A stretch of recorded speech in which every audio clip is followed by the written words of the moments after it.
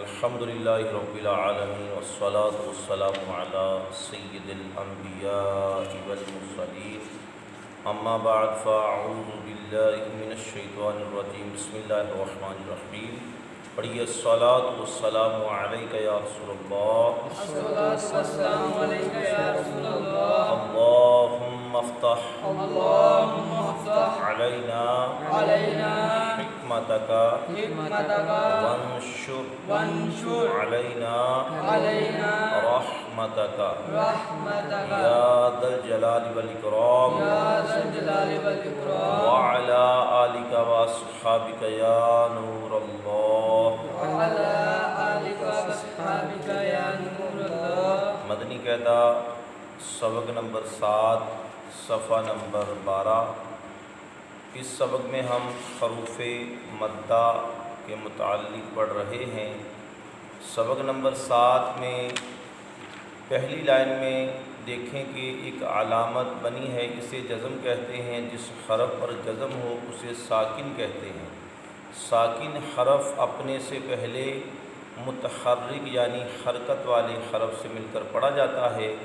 حروف مدہ 3 ہیں۔ مدہ کے معنی ہوتا ہے لمبا کرنا۔ حروف مدہ یعنی جن حروف کو لمبا کرنا ہے وہ کتنے ہیں؟ 3 ہیں، الف، واو اور یا۔ اب ان کو کب، کیسے، کیوں لمبا کرنا ہے اس کو ذرا سماعت کر لیں۔ سب سے پہلے الف، اس کو کب مدہ کریں گے یعنی کب اس کو لمبا کریں گے؟ الف سے پہلے زبر آئے۔ الف سے پہلے زبر آئے تو الف کو مدہ کر کے پڑھیں گے یعنی الف کو لمبا کر کے پڑھا جائے گا۔ واو ساکن ہو، کیسے ہوگا ساکن؟ واو کے اوپر کیا آئے؟ جزم آئے۔ جیسا کہ پہلے ذکر کیا، جس حرف پر جزم ہو وہ ساکن ہوتا ہے۔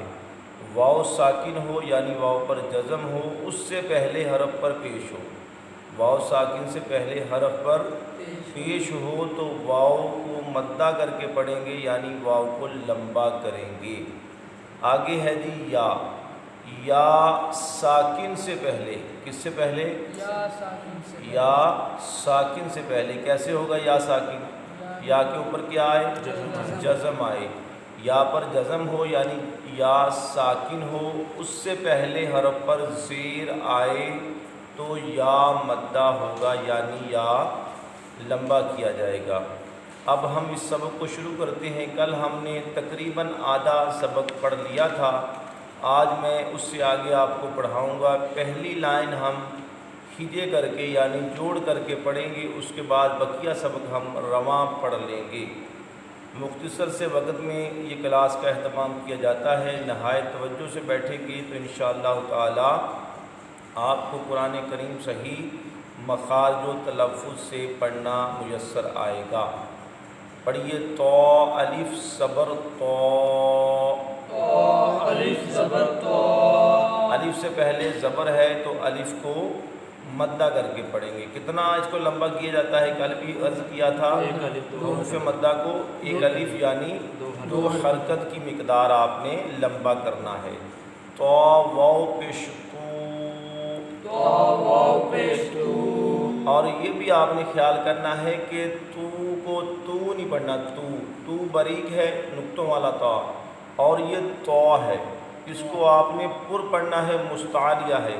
جیسا کہ سبق نمبر 1 میں میں نے مستعلیہ حروف آپ کو بتائے تھے، تا اور تو، اس کا فرق کرنا ہے، تا کو تو سے نہیں بدل دینا۔ تو یا زیر تی، تو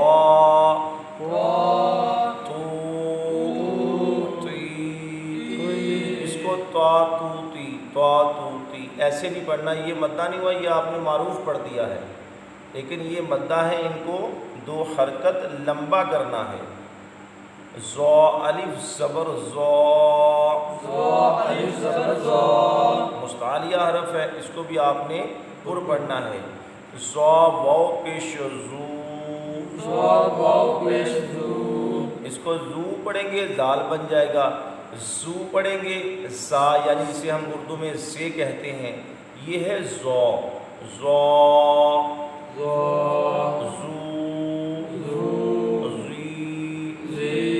پڑھنا ہے۔ اب ہم بقیہ سبق معروف اس کو ہم مدہ پڑھیں گے، لیکن اس کو بغیر ہجے کے ہم پڑھیں گے، جوڑ نہیں کریں گے، ویسے ہی پڑھ لیتے ہیں۔ پڑھیے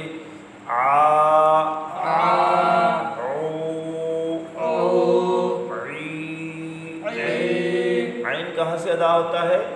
خلق کے وسط سے ادا ہوتا ہے۔ اس کو آ او ای نہیں پڑھ دینا، ورنہ یہ حمزہ بن جائے گا، حمزہ زبر آ، یہ حمزہ بن جائے گا۔ اس کو خلق کے وسط سے پڑھنا ہے۔ پھر پڑھ لیجیے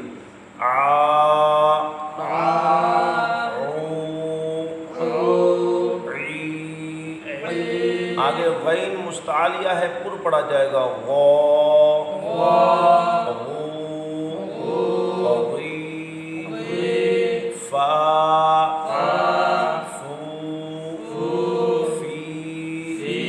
آگے پھر مستعلیہ حروف آ گئے،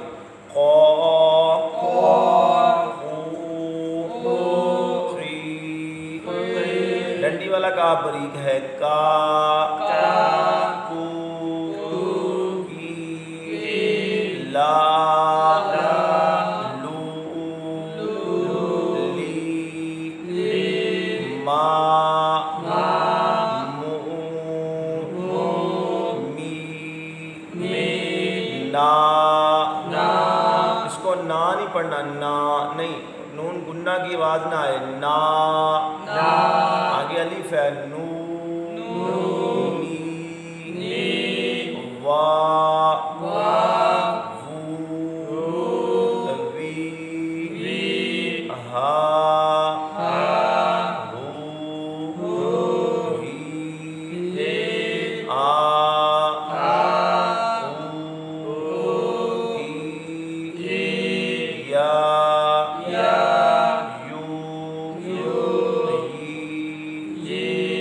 سبق کے آخر میں ایک وظیفہ بیان کیا گیا اسم مبارکہ کا، یا علیم، یا علیم 21 بار اول آخر ایک بار درود پاک پڑھ کر پانی پر دم کر کے 40 روز تک نہار منہ پئیں یا پلائیں تو انشاءاللہ تعالی پینے والے کا حافظہ روشن ہو جائے گا۔ دعا ہے کہ اللہ تعالی ہمیں صحیح مخارج و تلفظ کے ساتھ قرآن کریم پڑھنے کی توفیق عطا فرمائے۔